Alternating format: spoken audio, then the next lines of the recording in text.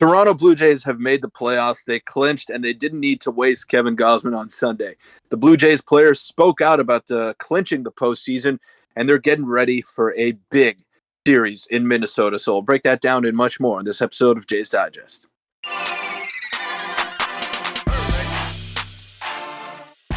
What's up, Jays fans? I'm your host, Peter Vryonis, alongside host Nick Gosse, and the Blue Jays are getting ready. They're going to get going tomorrow in Minnesota against the Twins.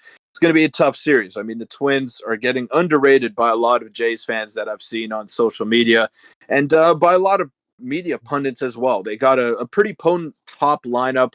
They got some good pitching, and I know that their record isn't all that great. They play in a weaker division, but the thought of Minnesota still scares me. They got some guys that can definitely be big-time playoff performers. So the Jays are going to have to be on their A game, but it all starts tomorrow with Kevin Gausman on the mound. Don't know who he's going to be followed by, but the Jays should be the favorite in this series. They're on the road. It's not going to be a cakewalk, but Nick, it's super exciting to have some playoff baseball, and I'm just fired up, Yeah, ready to go. yeah. For all you fans out there who were, praying for the Minnesota Twins, you got your wish. I know a lot of you guys in the comments or a video a couple days ago wanted that. And realistically, Peter, 2 days ago, if you told me we were playing the Twins, it was very, very unlikely. So to see that happen is a good thing.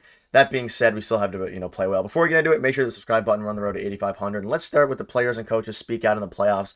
So following their loss yesterday, they did what every team does when they make the playoffs and clinch the playoffs, and they started celebrating. They had champagne going, and there was a lot of players who spoke out about the season, about the playoffs, and going forward. So Vladimir Guerrero Jr.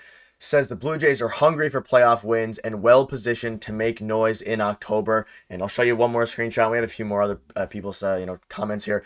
John Schneider, he did a toast and said, "Crazy year," says Blue Jays manager John Schneider, goggles resting on his forehead. "Great job, ups and downs. We're right where we should be. Let's make a deep run at this. Congratulations to you all. Let's go." And this, like I said, this was at the post-game celebration. That's why he says, but first a toast. So Peter, couple comments there. Vlad says they're ready to make a run. John Schneider says they're right where they should be. Interesting comment, but it is what it is. They are where they should be. They made the playoffs, even though a lot of fans out there are saying we backed into the playoffs by losing 2 straight games. I don't really care about that. I'm just happy we made it, and we got the matchup that me and you wanted, which was the Twins. However, I think that's going to be a much harder series than a lot of Jays fans think. However, we got in, and the players seem ready to go.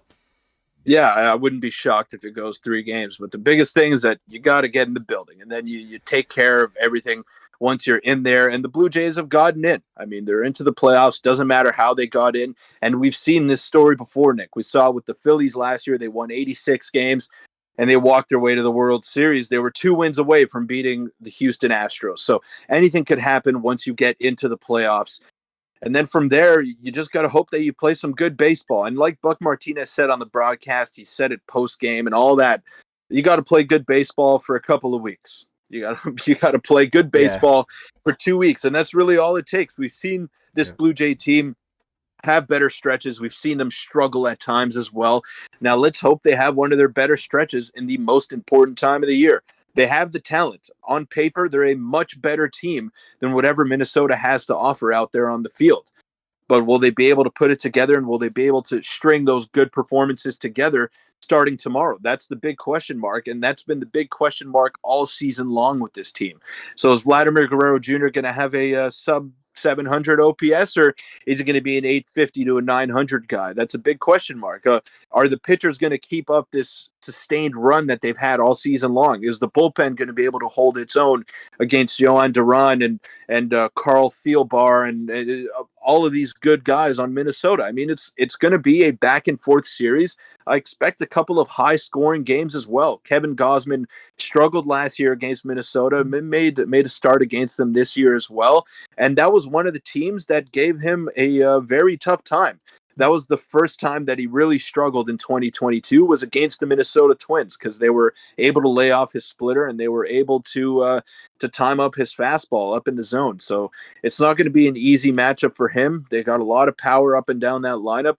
And it's just exciting. Anything can happen. I know we've been ragging on the Jays all season long, Nick. We've been saying that they don't have what it takes. And for the most part, I mean, by looking at those performances, you could say that it's true. But the truth is we have no idea what's going to happen starting tomorrow, and that's the best part of postseason baseball. Yeah, none of that matters, at least for the time being. We could go back at those in a week if we get eliminated, or depending on how far we go. And one quick final thing. Barrios had something to say, which is very, very insightful. And this is a pretty important comment, especially given Barrios' not only his impact this year, but, kind of his struggles last year. He says it was a really, really long year up and down, but one thing we did to handle it was stay together like a team. When things didn't go the way we wanted, we were still battling, fighting every day. At the end of the season, we're here celebrating because we made the playoffs. And Peter, great comment out of him, and let's get into what you said. And this really means everything for the Blue Jays. They need to win this series. They need to show the fans that this core, and they need to prove to the front office that this core is one that can, sustain a long postseason run. I think they're the best position they have been, especially regarding the pitching and the bullpen since 2015, maybe arguably better than 2016 regarding, a sustained run because of their pitching. And looking at the Minnesota Twins some more. Now, again, this is not to underestimate the team, but Minnesota this season is 23-9 versus, the Athletics, the Royals, and the White Sox, and they're below 500 against everyone else. That's because of the division they're in, of course. But Peter, Minnesota's a team that always, does well in the postseason, and always gets to the postseason, but doesn't seem to do well in the postseason. They haven't won a home game in, I don't know how many years it is. I think I saw 20 years. It could have been something crazy like that. So it might be the Blue Jays that hand them their first home win in a while. And looking at the World Series odds, not get ahead of ourselves here, the Blue Jays are fourth out of all teams, and I think that goes to show the pitching that the Jays have. Defense, pitching, bullpen is what wins teams playoff games. And Peter, we haven't really seen a team with the depth that we have. And if the offense can wake up, and I think that's what this is banking on, if the offense wakes up and performs very well, then we might be the scariest team aside from the Braves in the entire postseason. Yeah, you hit the nail on the head right there, Nick. Pitching and defense wins you playoff games, and that's the most important thing. And what are the two biggest strengths of this team? It's their pitching and their defense. They've been well above average in both of those categories, and you could even argue that they've been the best pitching team in all of Major League Baseball. Their starters, 1, 2, 3. I mean, you start with Kevin Gausman, who's probably one of the top 10 starters in all of baseball, if we're being objective here. Then Jose Barrios has had a wonderful bounce back season. And then you have Chris Bassett in a do or die game 3, if you even get to that point. I like my chances. I know that we haven't really been too high on Chris Bassett on the potential of him being a playoff starter.